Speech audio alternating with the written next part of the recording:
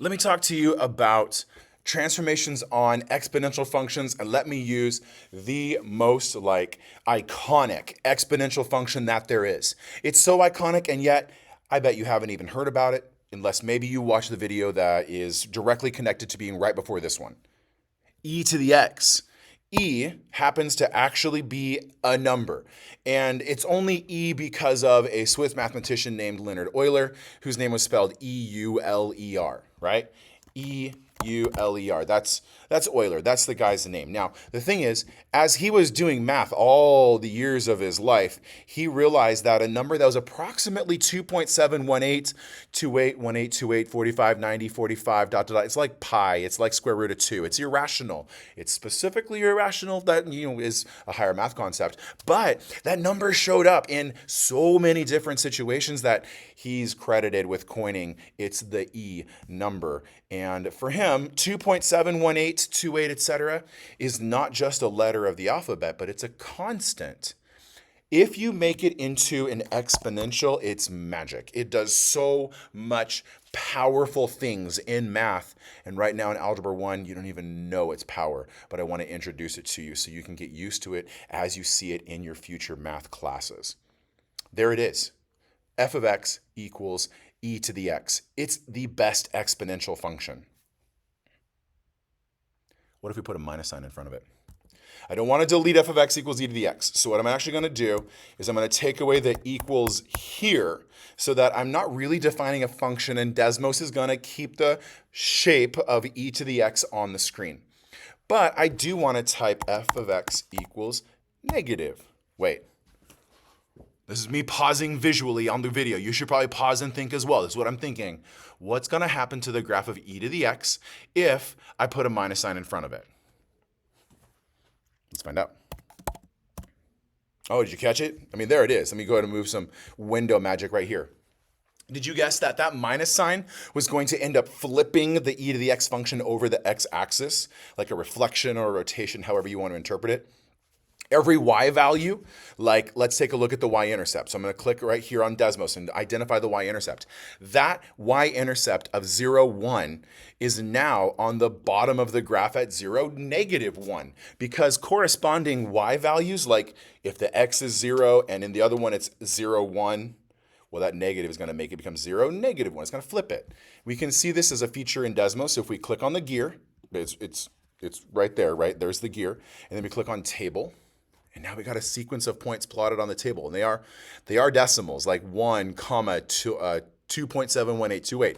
E to the 1 is e, right? And do this again for the other table. And now if we check it, here it is. Those are the same x coordinate of 0, but their y coordinates are different. Same thing there. Same x coordinate of 0, but the y coordinates, one's positive and one's negative, because that's what the minus sign, when it's right there, does. Where else can we put minus signs, though? Let's take the minus sign off of here. All right, so it's back. It's purple. Purple and red are the same. See, there they are. They're the same function, e to the x. But now let's put the negative up in the exponent. And it might be helpful also to throw some parentheses around the x. DESMOS is picky like that. And if you try to modify the exponent, like where x is located, without putting parentheses around it, you're going to not get what you're supposed to be looking for. What's going to happen if I put a negative there? Minus sign in front of the x. Why don't you do it? I'm presuming you did, so let me go ahead and catch up to you now. I'm going to put a minus sign there too. Whoa. Describe that change. There it is without the minus sign, and now put a minus sign in front of the x. Boom. Looks like it reflected, rotated, transformed, but made the graph flip around the y-axis. It didn't flip the graph of e to the x down. It took it and it swapped it straight across. So we have two different ways that a minus sign can be used. A minus sign in front makes the entire function flip over the x-axis. A minus sign up in the exponent makes the entire function flip around the y-axis, reflect around the y-axis. And we can also check that point by point, coordinate by coordinate, by clicking on the original function. There it is, 1, 2.718, and its corresponding point from the reflection is over here at, come on, click it. Well, I'll just hover there, negative 2.718. Is there another place we could put a minus sign? Well, of course there is, because you just checked how long the video is going to be and you realize that there's going to be more. I mean, if you did, great. Okay, so we can also put a minus sign around the growth rate. So I'm going to put E in parentheses for a reason. I need the E growth rate, which is positive. It's got this increasing like feature to it. I mean, there it goes. It's climbing. I'm going to put a minus sign in front of it. Now, what do you think is going to happen though? Maybe you already did. Did you notice it? Let me catch up to you. What? Weird. It doesn't like this. It doesn't like graphing. It's not bad. It's not wrong. It's just that that negative is now being very, very fishy. Okay? Zooming out a little bit. It won't even graph it like accurately. Okay. There's something about the negative in parentheses that starts to cause this thing to isolate or to waffle. And it only works for integers. Will not work, well, maybe if I'm careful here. If I have an integer or a rational value here, we're probably okay. But if I don't, like on the outside, it's like E. We got to have whole numbers here. So let me go ahead and do 3, 4, 5. Boy, it's already blown out of proportion, right? Negative 20 is like way down here. So a little zoom out.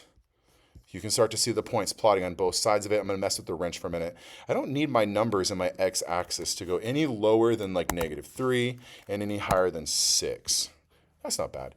You can see it goes, maybe that's positive, but now negative, but now positive, but now negative, but now positive. Somewhere here it's negative, then back to positive. You see, that's what we call an alternating sequence. The numbers alternate from positives to negatives to positives to negatives, and that happens when there's a minus sign inside the base power that then is raised to the x. So there it is. 3 ways that a negative can impact a graph of an exponential function, and there's other things that we need to explore, so I encourage you to keep checking it out. And also, you know what? One of my favorite stories is when I was teaching one of my higher level math classes, and there was a student, and that student would, gosh, instead of like doing notes, he would just be on DESMOS, exploring the different functions and graphs and pictures that he could create. And I loved it. I was supporting everything he was doing with trying to just explore and see what was out there in the world of math and get the visualization of his functions. So if you are messing around with your different types of functions on DESMOS, you're letting DESMOS be like an exploration for you, I totally support that. And I hope you feel supported as you do. All right. Thanks for watching this episode, and I'll see you in the next one. There's a few more types of transformations we need to talk about, but in the meantime, stick around. Thank you for learning, and I'll see you later.